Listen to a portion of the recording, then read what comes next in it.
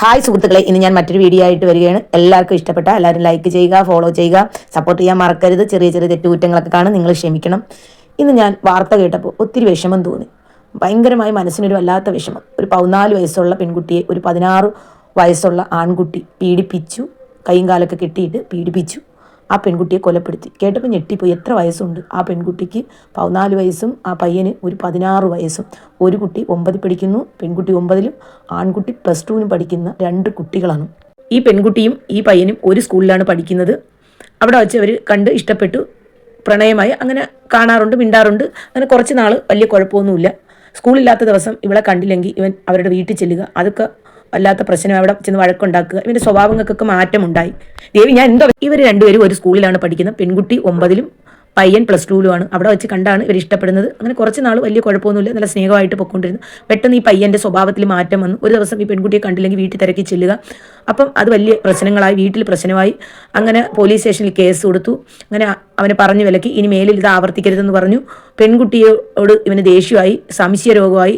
ഈ പെൺകുട്ടിയോട് വീട്ടുകാരൊക്കെ പറഞ്ഞു, ഇവൻ ആളത്ര ശരിയല്ല, ഇവൻ മയക്കുമരുന്നൊക്കെ ഉപയോഗിക്കുന്നെന്നൊക്കെ പറഞ്ഞു. അപ്പോൾ ആ പെൺകുട്ടിക്കും തോന്നി, ഒരു ദിവസം ഈ പെൺകുട്ടിയെ കണ്ടില്ലേ അവരെ വീട്ടിൽ വരിക, അവിടെ ബഹളം വയ്ക്കുക. അങ്ങനെ ഈ പെൺകുട്ടി ഒഴിഞ്ഞു മാറാൻ ശ്രമിച്ചു. അപ്പോൾ ഇവന് തോന്നി ഈ പെൺകുട്ടിക്ക് വേറെ ആരുമായിട്ടോ പ്രണയമുണ്ട് എന്ന് ഈ പയ്യൻ വിചാരിച്ചു.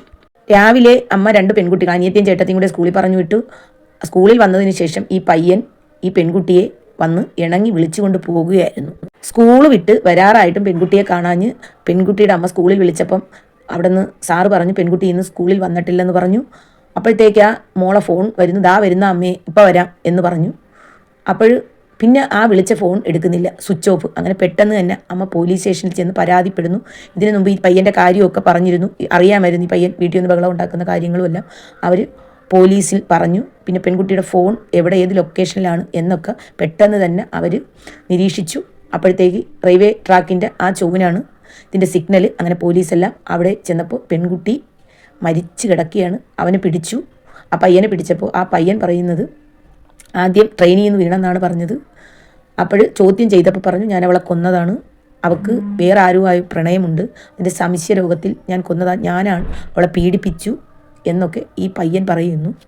അവിടെയുള്ള നാട്ടുകാർ പറയുന്നത്, ഈ പയ്യൻ ഒറ്റയ്ക്ക് ഒരിക്കലും ഈ കുന്നിൻ്റെ മണ്ടയിൽ ഈ പെൺകുട്ടിയെയും കൊണ്ട് കയറാൻ പറ്റില്ല, കൈയൊക്കെ കെട്ടി ആരോ സഹായത്തിന് ഉണ്ടായിരുന്നു എന്നാണ് പറയുന്നത്. പക്ഷേ എന്തായാലും പോലീസ് നല്ലതുപോലെ അന്വേഷണം തുടങ്ങിയിട്ടുണ്ട്. എന്തായാലും അവനെ പോലീസ് ചോദ്യം ചെയ്തുകൊണ്ടിരിക്കുകയാണ്. അവൻ പറയുന്നു, അവളെ ഞാൻ പീഡിപ്പിച്ചപ്പോൾ അവൾ വീട്ടിൽ പറയുമെന്ന് പറഞ്ഞു, അതുകൊണ്ടാണ് ഞാൻ അവളെ കഴുത്ത് ഞെരിച്ച് കൊന്നത് എന്നൊക്കെ പറയുന്നു.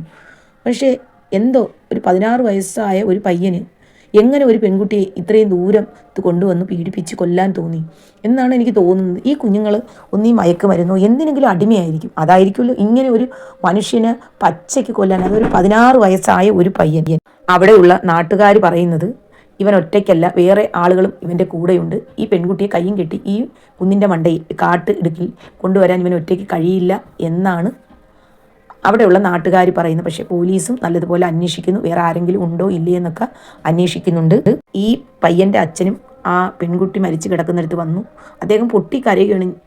എൻ്റെ മോൻ എന്തിനിത് ചെയ്തു എന്നാണ് അദ്ദേഹം ചോദിച്ച് ഭയങ്കരമായി കരയുന്നു. അങ്ങനെ അവിടെയെല്ലാം ജനങ്ങളൊക്കെ തടിച്ചു കൂടുന്നു. പോലീസുകാർ പറഞ്ഞു, നിങ്ങൾ വീട്ടിൽ പോകണം, ഇവിടെ നിൽക്കരുത്, ചിലപ്പം ജനങ്ങൾ വയലൻ്റ് ആവും എന്ന് പോലീസുകാർ പറഞ്ഞു. ആ പയ്യൻ്റെ തന്തേനെ അവിടെ നിന്ന് മാറ്റുകയാണ്. ആ മനുഷ്യൻ എന്ത് ചെയ്തു? ഈ മക്കൾ ചെയ്യുന്ന കുറ്റത്തിന് അദ്ദേഹം എന്ത് ചെയ്തു? കുഞ്ഞുങ്ങൾ പഠിക്കാൻ പോകുന്നു, അദ്ദേഹം കഷ്ടപ്പെടാൻ പോകുന്നു, കഷ്ടപ്പെട്ട് വീട്ടിൽ കൊണ്ട് കൊടുക്കുന്നു, കുഞ്ഞുങ്ങൾ പഠിക്കട്ടെ എന്ന് വിചാരിക്കുന്നു. അച്ഛന് ആഹാരം വെച്ച് അമ്മ കൊടുക്കുന്നു, മോൻ നല്ല രീതിയിൽ പോകണമെന്ന് വിചാരിക്കുന്നു. അവരാരും പറഞ്ഞിട്ടല്ല ഈ പിള്ളേർ ചെയ്യുന്നു. ഇവരെയൊക്കെ മനസ്സിങ്ങനെയാണെന്ന് ഒരു അച്ഛനും അമ്മ പോലും ചിന്തിക്കുന്നില്ല. ആ പെൺകുട്ടിയുടെ അമ്മ രാവിലെ ഒരുക്കി ആഹാരമൊക്കെ കൊടുത്ത് പഠിക്കാൻ പറഞ്ഞു വിട്ടു.